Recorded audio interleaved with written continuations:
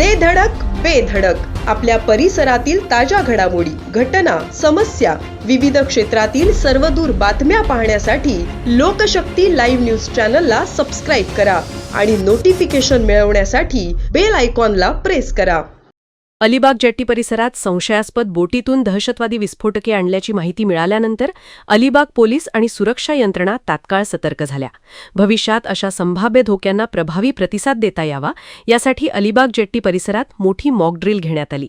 Probationary DySP Yogita कुटे यांच्या मार्गदर्शनाखाली Alibag police ठाण्याचे प्रभारी पोलीस निरीक्षक किशोर यांनी तातडीने कारवाई सुरू केली.